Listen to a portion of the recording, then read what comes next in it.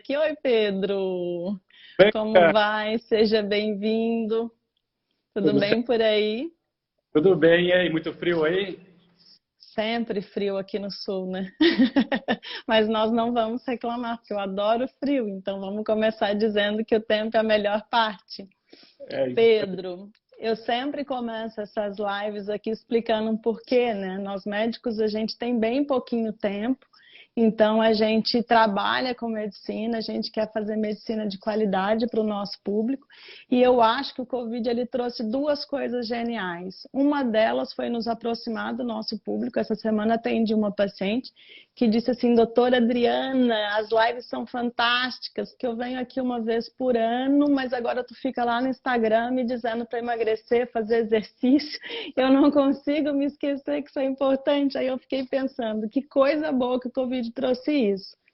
E além disso, Pedro, o Covid trouxe informação, né? Imagina só, hoje a gente está próximo de todo mundo. Hoje, na hora do almoço, a gente tem um tumor bode, que eu estava discutindo com um cara na Bélgica, e eu faço isso pelos pacientes, eu preciso fazer reunião científica para aprender, né, meninas? E agora estou com um super expert, trazendo ele, que é uma referência no assunto, para a próxima dos nossos pacientes que tanto precisam de informação. Então, se teve a única coisa boa, talvez, que o Covid fez, foi essa, de trazer as pessoas mais próximas de nós. Então, queria te agradecer. O Pedro, meninas, não é meu amigo ainda. Eu conheci o Pedro porque quando a gente decidiu que precisava falar sobre alimentação, a gente está muito impressionado com quanta informação de baixíssimo nível, quanta coisa que não tem nada a ver que a gente está escutando e as nossas pacientes estão seguindo na tentativa de ficarem mais saudáveis. Eu entendi que eu tinha que falar de alimentação, meninas, e procurei o pessoal de São Paulo, os meus amigos oncologistas, e falei: quem que é o cara? Aí as pessoas falaram: é o cara, doutor Pedro, ele é super sério, é super estudioso. Para nós, ele é uma referência em relação a esse assunto. E eu convidei o doutor Pedro e ele prontamente aceitou, meninas. Então, eu preciso agradecer, Pedro, muito obrigado. Isso é um serviço de saúde pública, trazer informação de qualidade. Que bom que tu aceitou estar aqui conosco. Só dizendo para vocês, meninas, o Pedro é oncologista, nutrólogo da USP de Ribeirão Preto e é preceptor da residência médica de nutrologia do IGESP de São Paulo. Pedro, muito bem-vindo e muito obrigada. Obrigado, Adriana, pelas palavras. Eu costumo falar isso também, que o Covid trouxe isso, né? Poucas coisas boas vieram.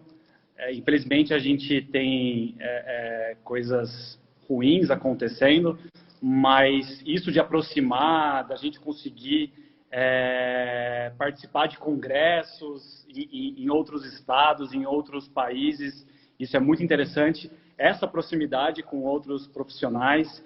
E eu que agradeço, na verdade, o convite. Acho muito legal o trabalho que você está fazendo. E estou à disposição. Acho que vai ser um papo bacana. A gente vai conseguir tirar dúvidas do pessoal. E estou à disposição. Eu que agradeço. Ótimo, ótimo, Pedro. Então vamos lá colocar essa mulherada nos eixos. Pedro, então vamos lá, meninas. O assunto é alimentação saudável e câncer, o que é fato e o que é fake. Então a gente dividiu os tópicos que são principais. Eu quero agradecer, meu público é o mais engajado do Brasil. A gente recebeu um monte de perguntas. Nós vamos tentar reproduzir todas elas aqui. E a gente dividiu essa live de maneira a ficar didática. Então a gente vai começar falando entre fato e fake, qual que é o pensamento do Dr. Pedro Dalbello. Pedro, quando a gente fala de alimentação, a primeira coisa que vem na cabeça das pacientes é dieta peso, peso na balança. Eu quero que tu diga pra gente, assim, Pedro, o peso final importa? Porque às vezes a paciente está preocupada só de ter uma alimentação que inclua tudo e está com o peso na balança acima. Eu quero que tu digas pra gente a primeira coisa: estar acima do peso em relação a câncer é um problema? Número um. E número dois, de que maneira que o médico que está atendendo essa paciente deve fazer? A gente faz avaliação de peso corporal no consultório, faz um cálculozinho com a índice de massa corporal. Se você acha que isso para as nossas pacientes é suficiente ou se elas têm que procurar um atendimento especializado para poder fazer essa avaliação. Obrigado, Adriana, pela pergunta. Como a gente tinha conversado, eu acho que esse assunto excesso de peso e obesidade em oncologia é muito importante, a gente precisa conversar e discutir isso cada vez mais. Então, para a sua primeira pergunta, né, é fato, sim, que o peso importa quando a gente está falando de pacientes oncológicos, tá?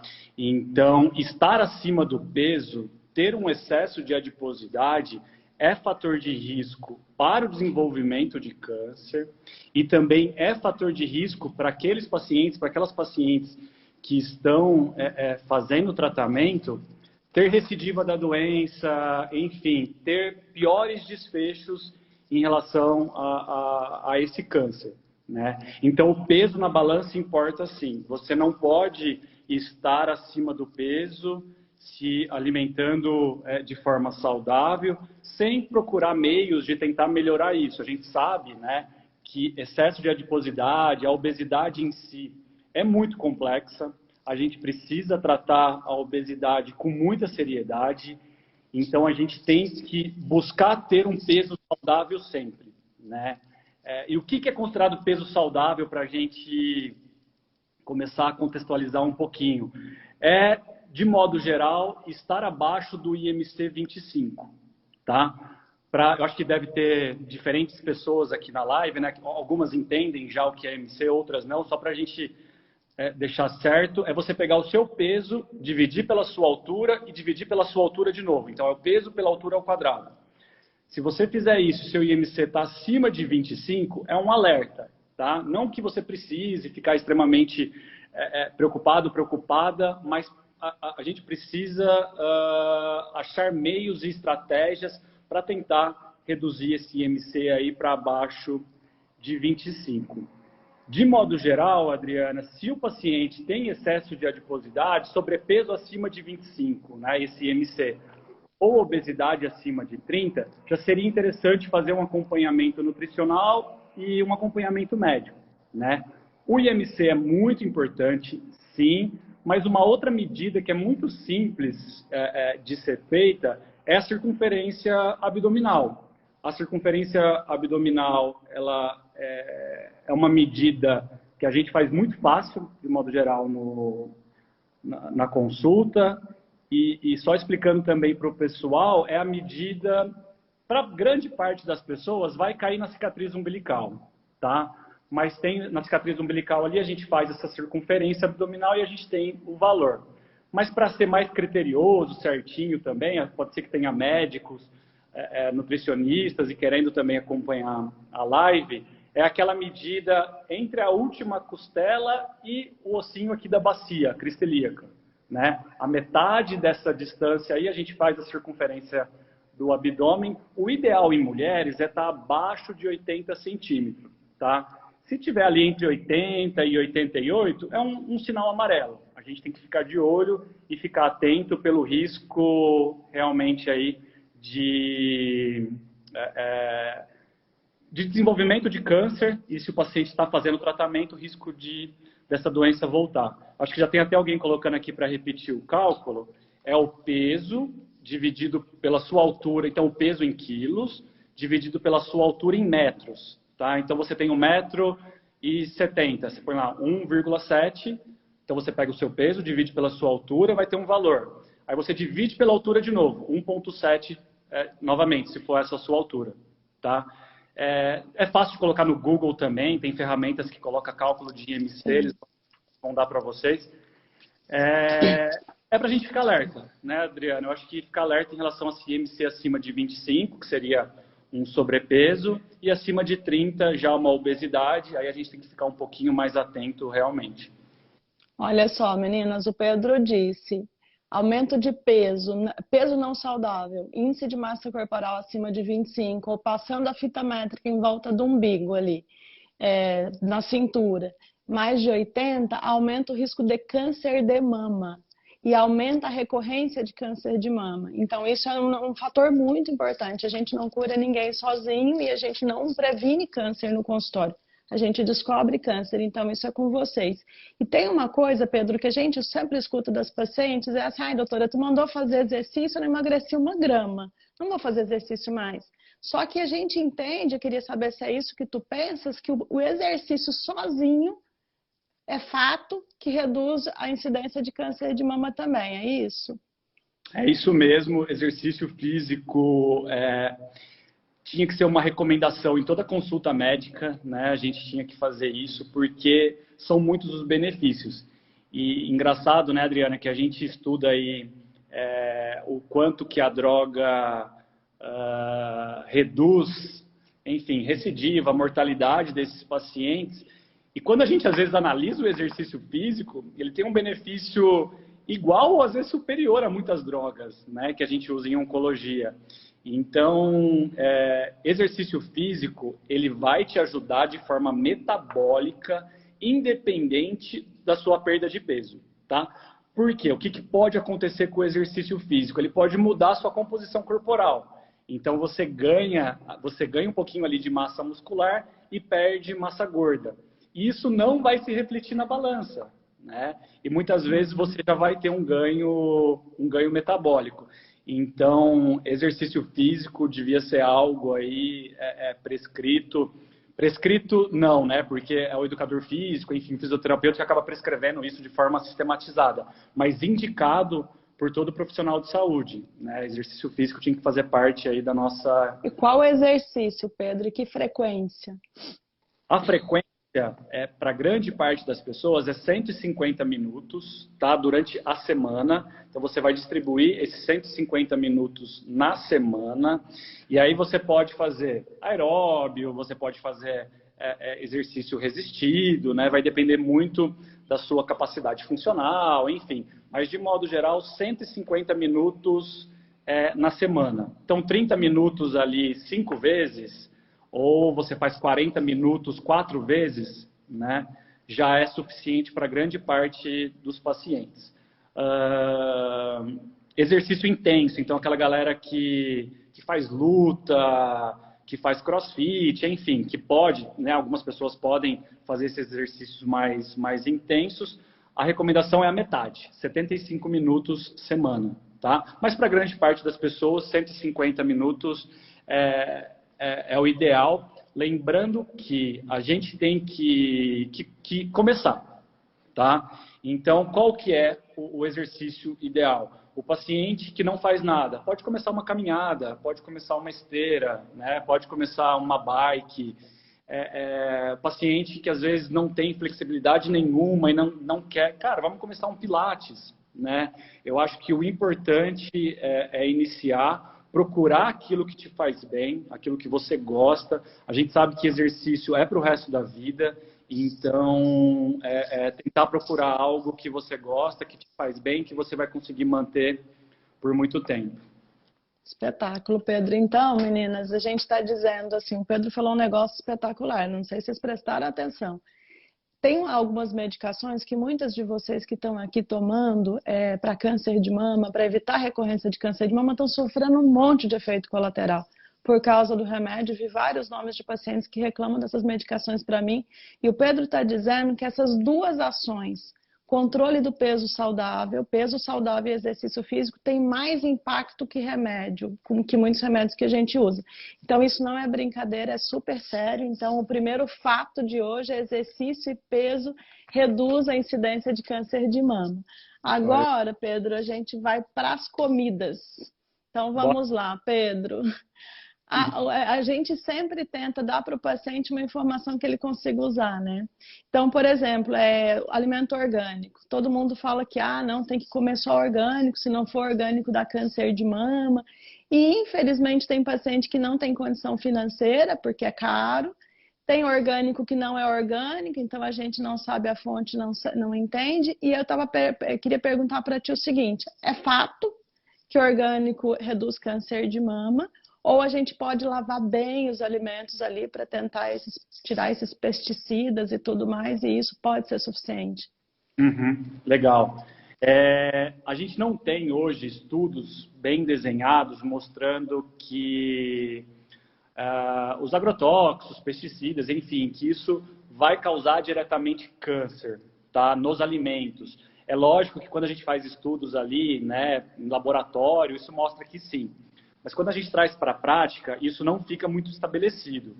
Então, é muito preferível que você coma frutas, vegetais, se alimente de frutas e vegetais, mesmo que eles não sejam orgânicos, do que não consumi-los, tá? Então, aquele paciente que não consome frutas e vegetais com a justificativa de que tem agrotóxico, não é legal. Por quê? Porque a gente precisa extrair o melhor desses alimentos, tá? É lógico que, pensando aí em saúde de um modo global, não só em oncologia, se você pode consumir alimentos orgânicos, bacana. Mas, como você mesmo falou, Adriana, é muito caro, né? Muitas vezes a gente não sabe a procedência, então tem que tomar esse certo cuidado. Mas caso você não possa, né, porque é realmente muito caro ainda, poucas pessoas têm acesso, o ideal é consumir sim esses alimentos in natura, mesmo que eles tenham agrotóxico. Para a gente minimizar isso que você falou, uma das estratégias é lavar bem mesmo os alimentos, de preferência tirar a casca, né? Então descascar, porque boa parte dos agrotóxicos eles ficam na casca. Procurar frutas e vegetais, enfim, folhas da época. Então, será que é época, enfim, de maçã, de manga? Procurar esses alimentos, pesquisar, fazer uma pesquisa no Google, aí é simples também, os alimentos da época, procurar consumi-los. Por quê? Porque mesmo que, por eles serem da época, eles têm uma certa resistência naquela época, né? Então, talvez os produtores usem menos agrotóxicos. Então, é uma estratégia, tá? O que mais? E evitar aqueles alimentos que são muito bonitos, né? Você vai lá, não é época, enfim, de uma fruta, ela tá super bonitona, ela, pô, desconfia.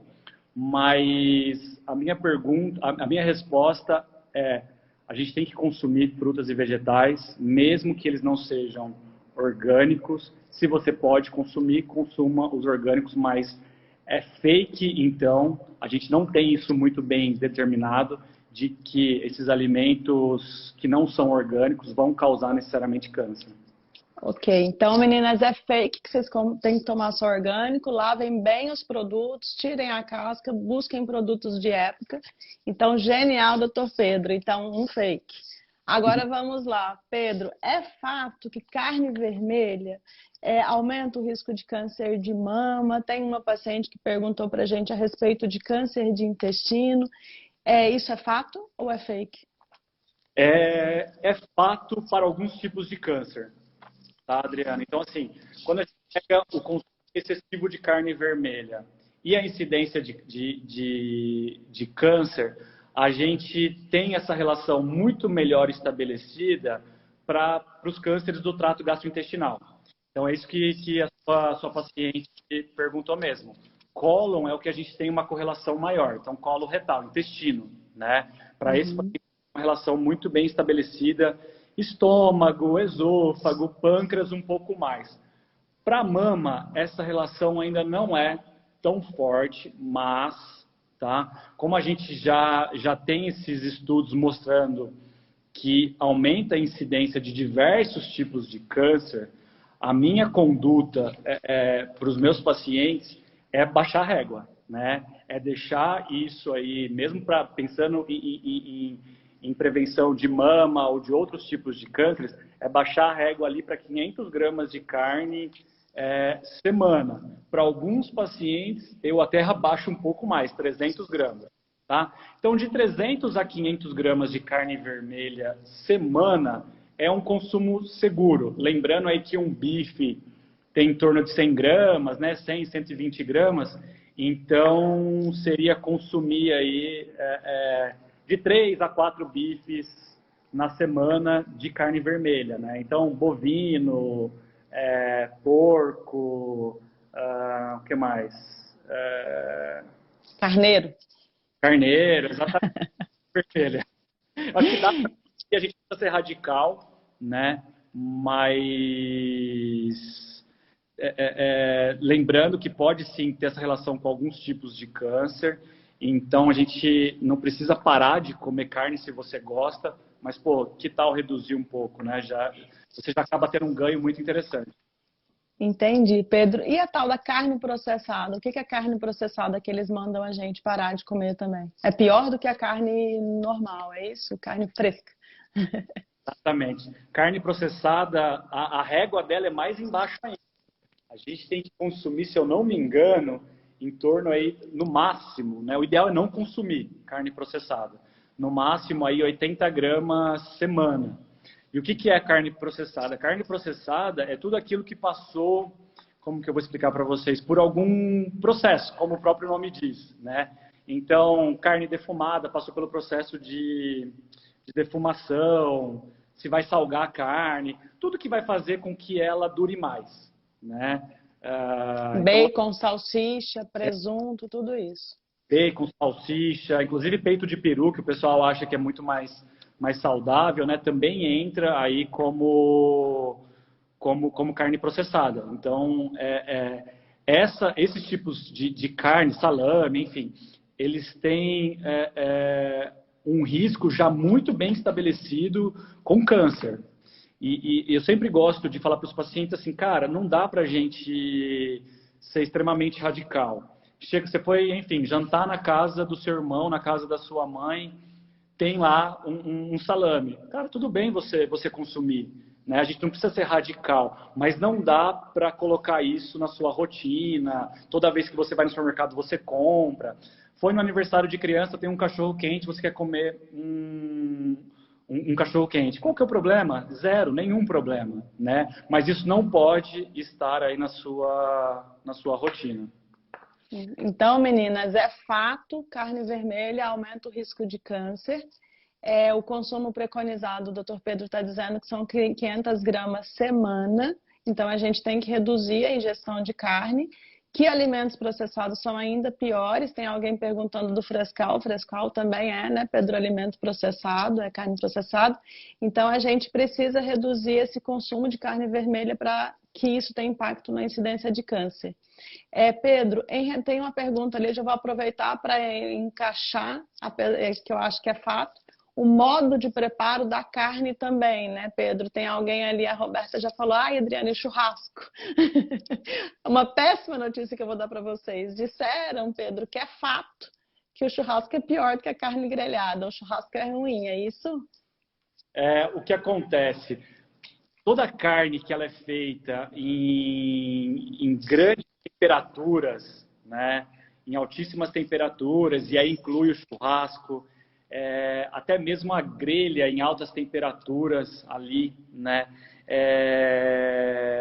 a fumaça desses preparos, tudo isso é cancerígeno. Mais uma vez, a gente não tem uma correlação, estudos clínicos muito bem embasados. Por isso que a recomendação não é assim, pare de comer churrasco pro resto da sua vida.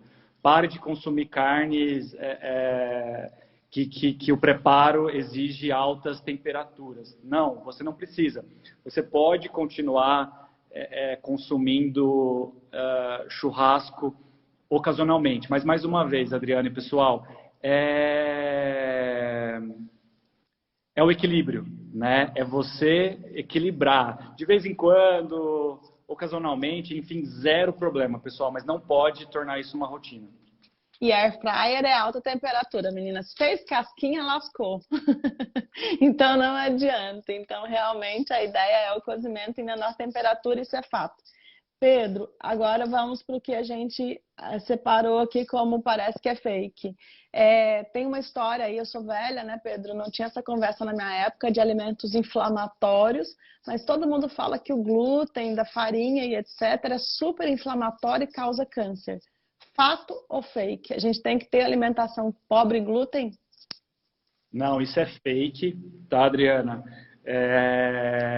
Glúten a gente só vai retirar da dieta se o paciente tiver alguma intolerância, se ele for celíaco, né? Então, aquele paciente que come um pão, a barriga já distende, já precisa ir para o banheiro porque está com diarreia.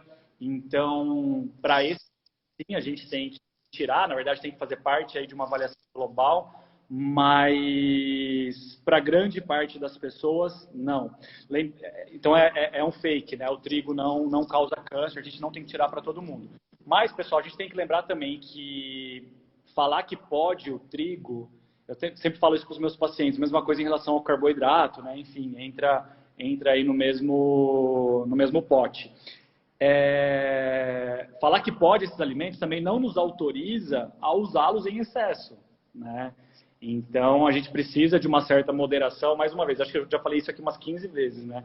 É o equilíbrio. É você consumir com equilíbrio. Mas o trigo, para quem não tem intolerância, está liberado. Então, não dá câncer o glúten, é fake. O próximo é fato, Pedro, que uma alimentação rica em legumes, frutas e folhas, fibras, ela protege contra câncer? Isso é fato? Isso é fato. A gente precisa ter uma alimentação. Quando a gente vai olhar os consensos de oncologia, de nutrição oncológica, isso é um fato. O consumo de vegetais, legumes, frutas, com frequência, isso vai te proteger, pessoal. Isso vai te proteger de desenvolver o câncer. E se você está fazendo o tratamento, vai te proteger em relação à recidiva da doença. É lógico que somos muito complexos, né? Os pacientes são muito complexos, são várias coisas influenciando, mas se você pode usar isso a seu favor, por que não? Né? Então, de modo geral, quando a gente coloca tudo numa balança para ficar fácil aí, né? Frutas, vegetais, legumes, folhas, em torno aí de 400 a 800 gramas dia, tá? Agora não é semana igual é a recomendação da carne. Aí é dia, já que a gente tem que aumentar esse consumo. Então, sempre procurar ter um prato bastante colorido, sempre colocar pelo menos 2 porções de frutas. Eu acho que isso vai te proteger, então sim, é um fato. Então, meninas, essa história de que eu preciso perder peso a qualquer custo não rola. Vocês precisam perder peso, é fato, mas precisam incluir alimentos bons na comida de vocês. E aí, Pedro, tu está dizendo que esses alimentos bons são frutas, verduras de folha verde e os legumes, que isso está provado, reduz câncer e reduz recorrência de câncer. E aí a minha paciente que não gosta de folha vem para mim e fala assim, eu comprei um suplemento de fibra ótimo, coloquei ali e estou comendo suplemento. Você acha, Pedro, isso é fato ou é fake? Que suplemento de fibra protege contra câncer e é a escolha mais saudável? Isso é fake, por quê? O que acontece? Quando a gente pega um módulo de fibras, quando a gente pega um módulo aí que tem exclusivamente fibras, né? Ele só tem a fibra, muitas vezes. Ele não tem os outros nutrientes. Então, quando a gente consome frutas, vegetais, legumes aí em natura, além da fibra, tá vindo minerais, as vitaminas, tudo isso que a gente precisa. Então, não dá para considerar a fibra como essas fibras industrializadas, né, em forma de módulos, como a sua salvação. O ideal, pessoal, eu sempre falo para os meus pacientes também, é você começar a mudar um pouquinho aí o seu set point, né? Então, não gosta de verduras e vegetais, não gosta de nada. Mas, cara, você não gosta de nada mesmo, né? Um alface ali com tomate não vai, uma cenoura cozida um pouco não vai, né? Então, é começar você procurar estratégias, receitas. Eu até hoje não vi nenhum paciente que não gostasse, sei lá, pelo menos um tomate, entendeu? De um tomate e uma banana. Pô, vamos começar por aí, né? Vamos começar por aí e vamos aos pouquinhos introduzindo. Procurar formas também de comer, né? Essas coisas, temperos, enfim, tem algumas estratégias. Mas precisa, como exercício físico, essa parte de vegetais, legumes, precisa startar, né, Adriana? A gente precisa começar a colocar na nossa rotina. Ótimo. Não dão conta de saber o que? Vamos procurar. Tem gente ótima para ajudar vocês a escolher isso, meninas. Então não é desculpa não gostar. Elas estão em pânico para falar do assunto predileto. Pânico. Várias perguntas sobre a bola da vez, que é o açúcar. É fato ou fake que o açúcar dá câncer, Pedro? O que eu penso disso? O que acontece? Se o paciente ele tem, como que eu vou explicar? Vamos começar então do primeiro item que a gente conversou aqui, que é obesidade causa câncer, né? Isso foi o primeiro assunto que a gente discutiu. Se eu consumir açúcar em excesso, né, muito provavelmente eu vou desenvolver um excesso de peso, talvez obesidade, e isso sim é fator de risco para câncer, né? Então, quando eu olho só o açúcar, se o açúcar ele está num padrão de dieta saudável, então enfim, se eu estou consumindo um doce, um brigadeiro, um chocolate, em proporções, em quantidades pequenas, quando comparado com o meu padrão alimentar saudável, isso não vai te trazer nenhum problema, né?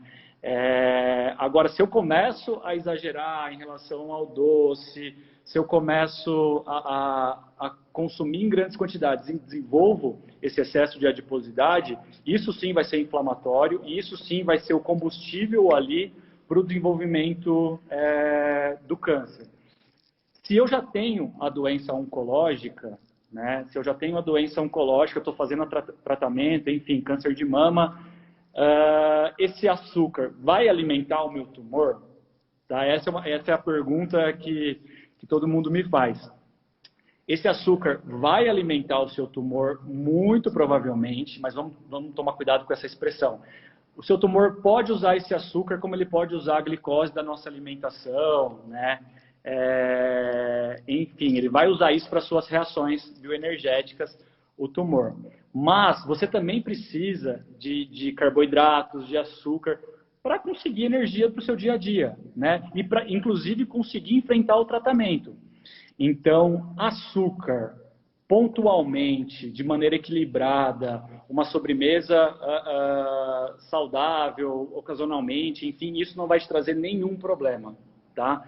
Mais uma vez, é o famoso equilíbrio. Se a gente tem, né, um equilíbrio em relação à alimentação, em relação às sobremesas, seja durante o tratamento ou seja para prevenir o câncer, isso não vai trazer nenhum problema. Qual que é a recomendação de açúcar, né? Esse açúcar que a gente vê aí em preparados de padarias, enfim. A recomendação é de 25 gramas dia, tá? Só para eu fazer de 25 gramas de açúcar dia, só para a gente tentar trazer um pouquinho para a prática para fazer sentido. Um brigadeiro pequeno tem em torno ali de 11 gramas, 10 gramas de açúcar. Então, 2 brigadeiros e meio, ali 3 brigadeiros, vamos arredondar um pouquinho para cima. Isso não vai te trazer nenhum problema, né? Lógico que dentro de um padrão de alimentação saudável. Agora, uma latinha de Coca-Cola, para também fazer um paralelo da Coca-Cola normal, tem quase 40 gramas de açúcar. Ou seja, você já extrapola demais o que você precisa, que é 25 gramas. Então, é equilíbrio, pessoal. Mais uma vez, chegou na casa foi jantar, né, e tem um refrigerante lá. Cara, qual que é o problema de tomar um copo? Qual que é o problema de, numa festa, você comer uma sobremesa? Nenhum. Mas isso não pode fazer parte da sua rotina alimentar. Eu posso dizer, então, Pedro, que é fato, porque ele deve ter, a ingestão tem que ser restrita, ele não é liberado, igual o alface é. Então, em exagero, é fato que o açúcar aumenta o risco de câncer, e o Pedro tinha dito antes que é fato que legumes, frutas e verduras protegem, então se vocês entenderem que a proteção da dieta equilibrada com restrição de açúcar, né? Isso é fato, né, Pedro? E só, exatamente, é isso mesmo. E só, acho que alguém colocou aqui, 3 brigadeiros. Me ajuda, pelo amor de Deus. A gente só tem que tomar um pouco de cuidado para, assim, ok, vou comer os 3 brigadeiros, né, pequenos, mas... Não vai comer mais nada o dia inteiro, né, Pedro? Tem que tomar cuidado, né, com esse açúcar de adição. Então, você vai consumir, enfim, um refrigerante, alguma outra coisa, mesmo que seja um gole, você está extrapolando. Então, talvez manter essa régua ali embaixo, 2 brigadeiros, para ter um certo espaço, né, ali. Controlar, meninas. Pedro, em relação ao açúcar, então, foi o próximo, então, a próxima vítima é a soja. Então, soja é rica em hormônio, aparece hormônio e dá câncer. Fato ou fake? É fake, isso já foi muito bem estudado. Antigamente tinha esse medo, né?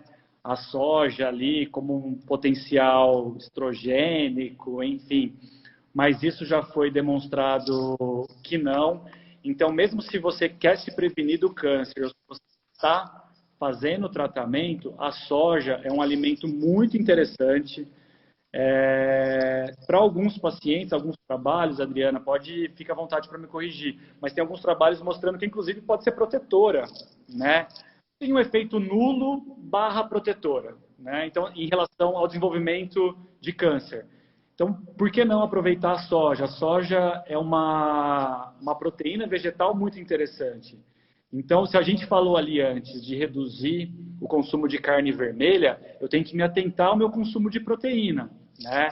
Eu não posso parar de comer carne vermelha e só comer carboidrato. Então, eu preciso colocar mais proteína. Aí entra carne branca, né? Frango, peixe, ovos, que eu vi muita gente aqui perguntando.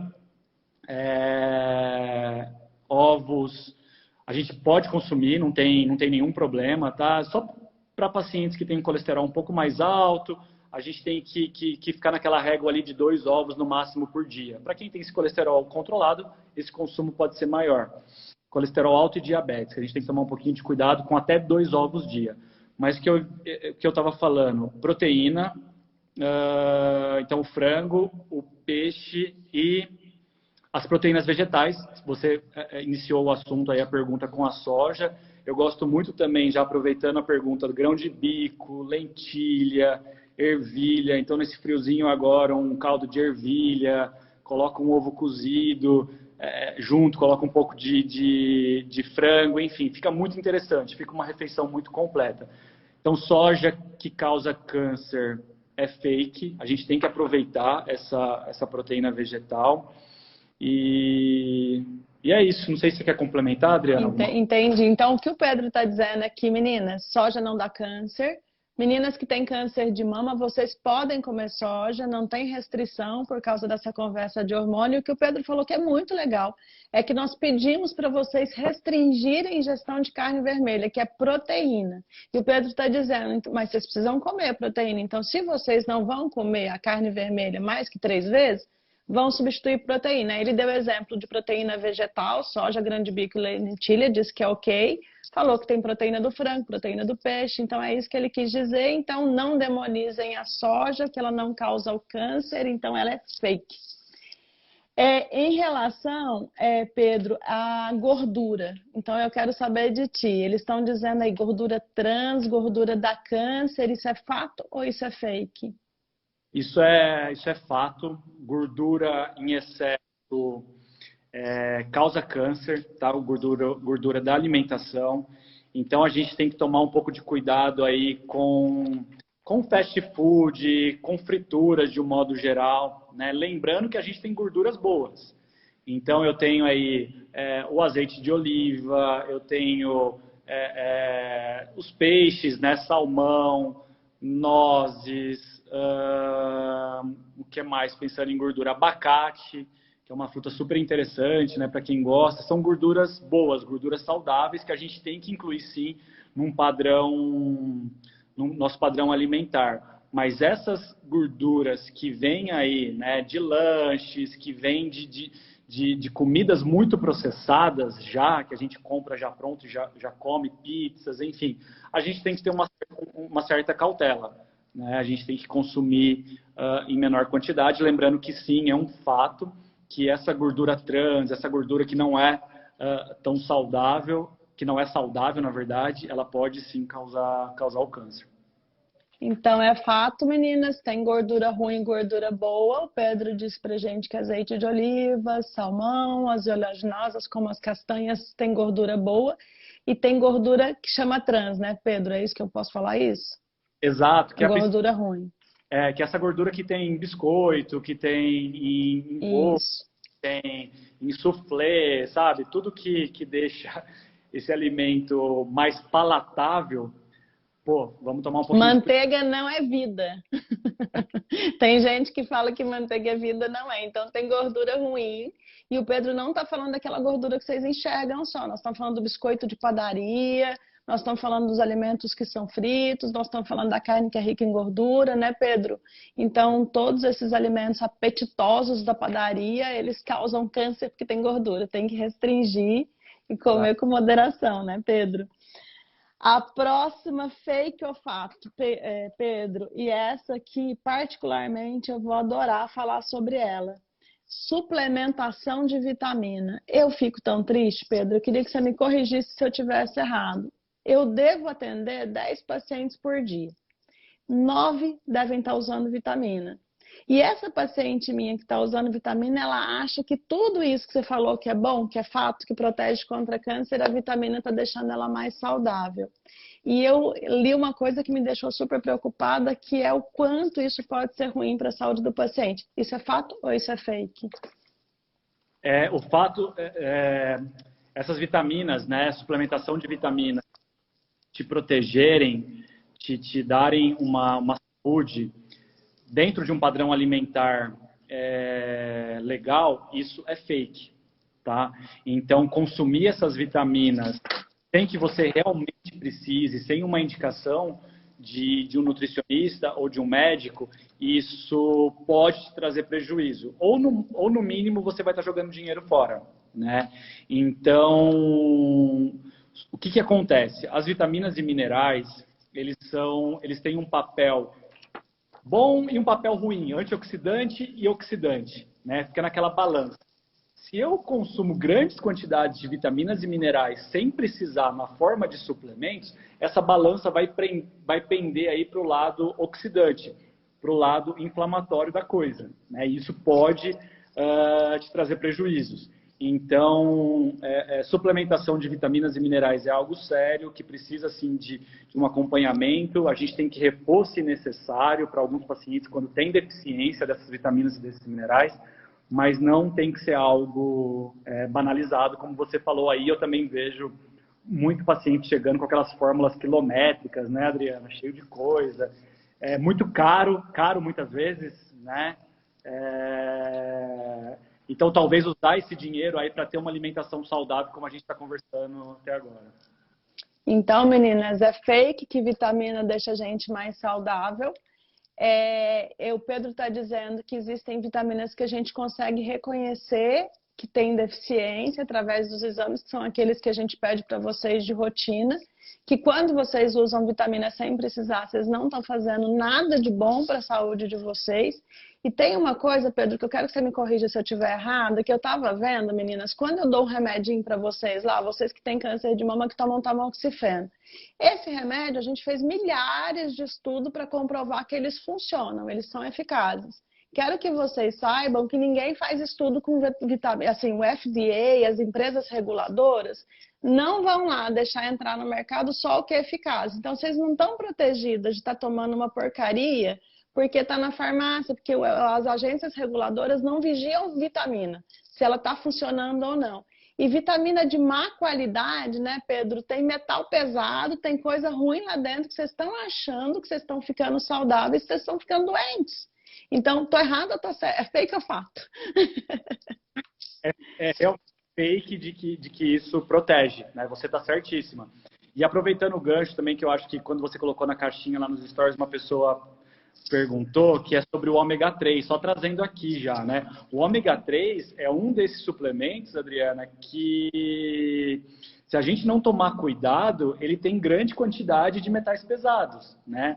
Então você pega lá, a gente precisa de uma quantidade X de ômega 3, tá? E essas cápsulas têm, sei lá, 10% do que a pessoa realmente precisa, né?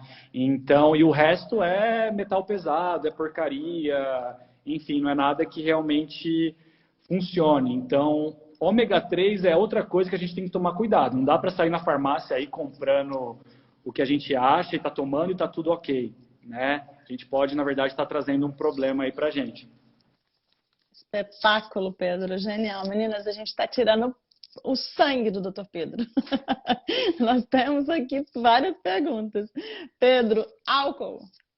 Álcool aumenta o risco de câncer. É fato ou é fake? Eu acho que agora vai aumentar a audiência. Ou não, né? Deixa eu desligar que eu não quero ouvir.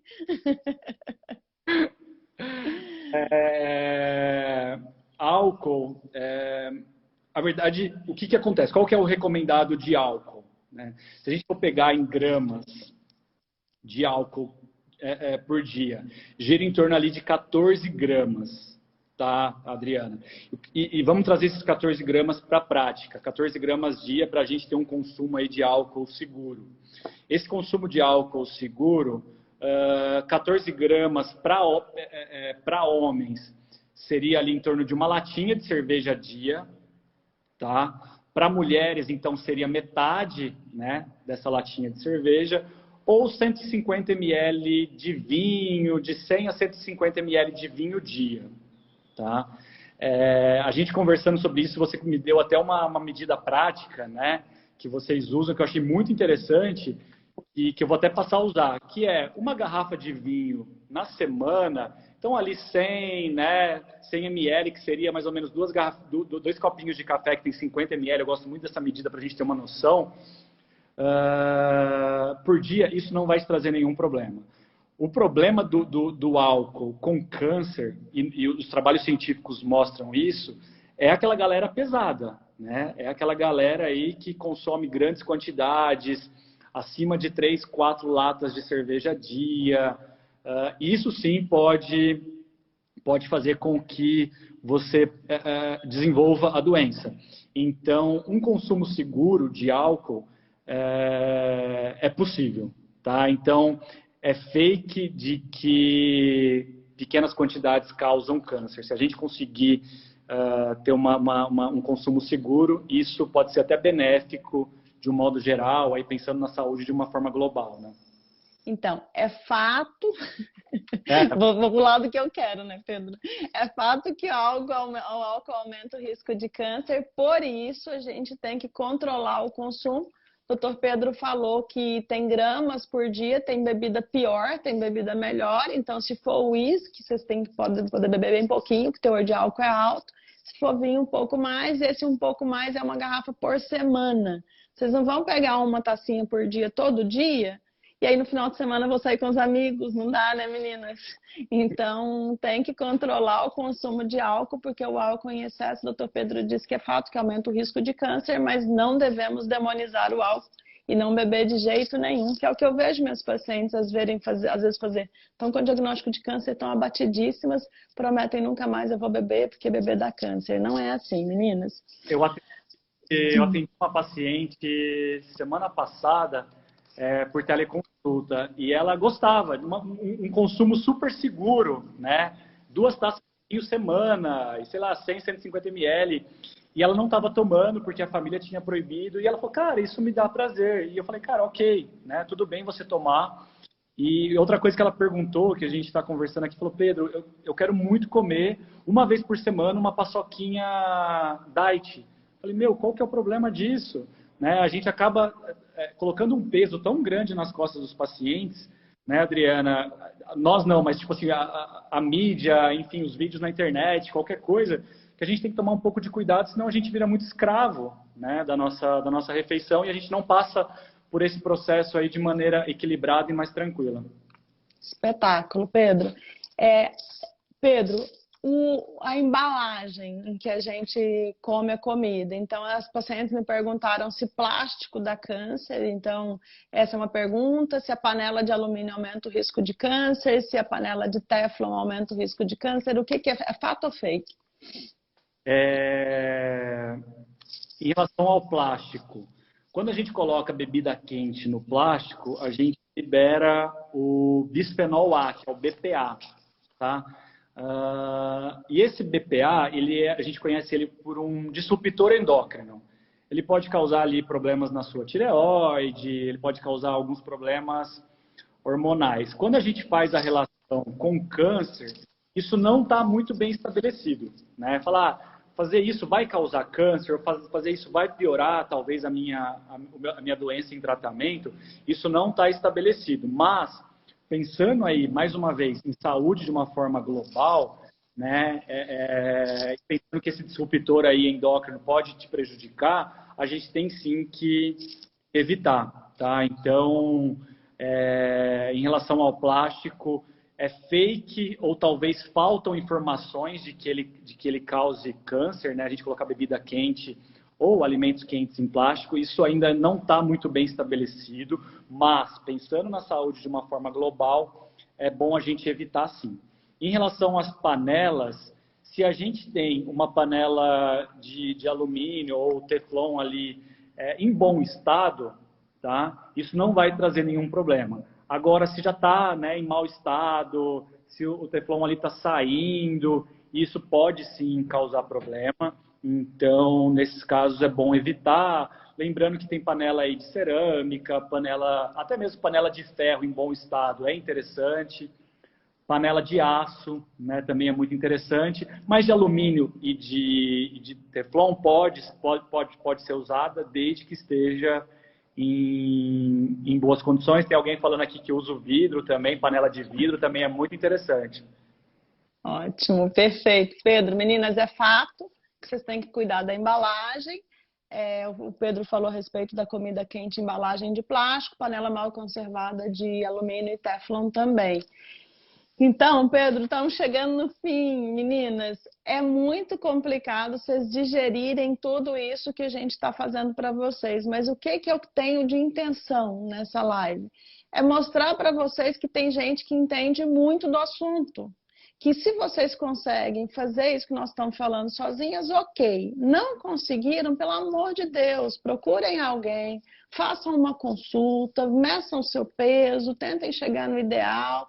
Tentem pedir ajuda com relação a isso, porque a informação é super extensa e talvez a gente não vai conseguir tudo, mas é um norte para que vocês vão para o lado certo.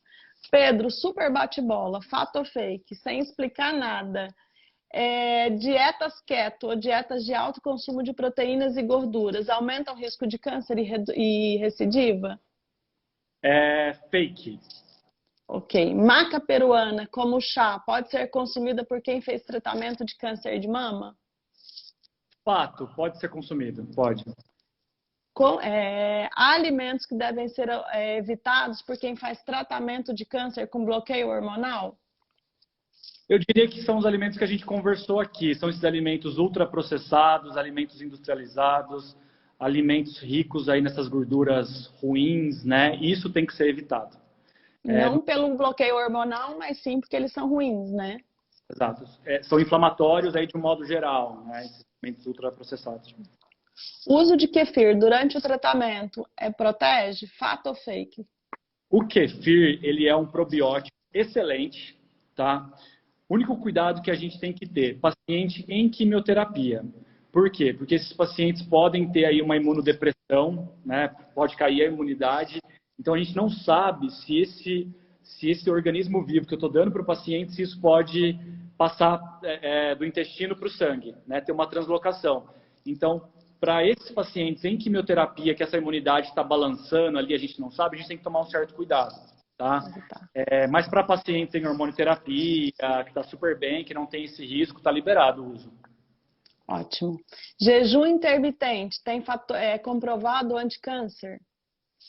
É fake, é provado para estudos em camundongos, estudos em laboratório. Quando a gente traz para humanos, isso não se estabelece, né? Então, é fake. Ótimo. Cúrcuma, protege contra câncer? Cúrcuma é excelente, é um alimento, é um super alimento, anti-inflamatório. Se você conseguir colocá-lo na sua refeição, de um modo geral, ou mesmo suplementação, hoje em dia tem cápsulas de cúrcuma, pode sim proteger, tá? Então, tem alguns estudos pré-clínicos ali que tem essa relação, mas como é um nutriente super seguro, não vejo nenhum problema, pelo contrário, né? Açafrão da terra aí, de preferência, a gente tem que abusar. Se for em cápsula, pelo menos aí 2 gramas dia, tá? Tem paciente que às vezes prefere a cápsula do que colocar na comida, né? Também serve, desde que seja só o açafrão, você consiga determinar isso, não tem outras coisas. Mas é muito interessante, eu gosto muito da cúrcuma. Ok. Kombucha, a última pergunta, eu tinha esquecido. Kombucha protege contra câncer, fato ou fake? Apesar de ser muito interessante, também um alimento super interessante, eu acho que não tem ainda estudos. Então eu diria que é fake, mas por falta aí de estudos mais bem desenhados, né? Mas se você coloca numa alimentação ali mais saudável, também não vai trazer nenhum problema para você. Gengibre, quem faz quimioterapia ou teve câncer, tem que restringir gengibre, bom ou ruim? Fake ou fato? É fake, o gengibre é excelente, principalmente aí para paciente que está com náusea, vômito. Já está mais que provado que o gengibre pode te ajudar nessas náuseas, nesses vômitos. Então, abusar do gengibre ali pode ser interessante. Para paciente que tem lesões na boca, né, mucosite, aí talvez tomar um pouquinho de cuidado. Mas gengibre é coisa linda, eu acho que tem que ser usado, então é fake. É fake que tem que abolir. Meninas, olha só, missão cumprida. Pedro, você foi absolutamente genial, genial. Prazer enorme falar contigo. Eu quero que vocês saibam, menina, que o nosso esforço em estar aqui, meu e do Pedro, é levar informação de qualidade para vocês. E o meu esforço pessoal é para mostrar para vocês o que é uma pessoa genial. Como é que alguém que entende do assunto lida com o assunto. Então, está aqui disponível o Dr. Pedro. É um médico sensacional, entende muito do assunto, gastou o tempo dele aqui com a gente, trouxe um monte de informação. E assim como vocês estão vendo o Pedro conversar com vocês desse nível altíssimo, vocês vão fazer o favor de, a partir de hoje, buscar alguém para cuidar de vocês, se vocês não estiverem conseguindo fazer isso sozinhas, porque a alimentação é fato que uma alimentação saudável protege contra o câncer. Pedro, muito obrigada, muito obrigada. Se tu quiser dizer umas palavrinhas aí, te agradeço um monte, tu é absolutamente genial. Imagina, Adriana, eu que agradeço o convite, adorei bater o papo contigo, com todo mundo aí presente. Queria agradecer também todo mundo que ficou, bastante gente, né? Elas são super engajadas. Esse público aqui é a coisa mais linda do mundo. Que isso, acho que é minha live com mais gente. Ó. São as mulheres maravilhosas, Pedro, são de verdade.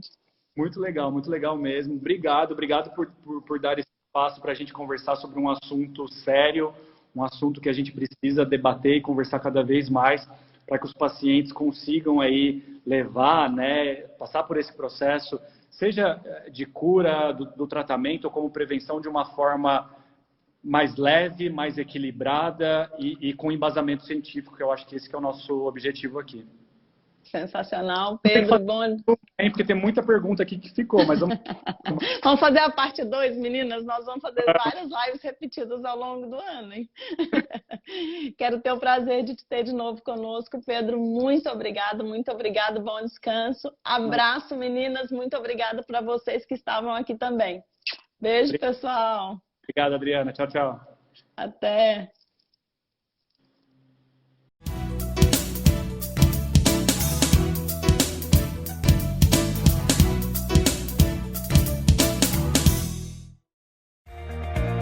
O que é importante para você é importante para a Câmara. A Câmara de Vereadores tem compromisso com a comunidade e transparência na gestão. Por isso, debater as necessidades da comunidade faz o trabalho do Legislativo ter muito mais resultados para você. Com participação, as mudanças acontecem e os investimentos geram mais desenvolvimento e garantem um futuro melhor para a nossa cidade. Câmara de Vereadores de Passo Fundo, a casa dos grandes debates.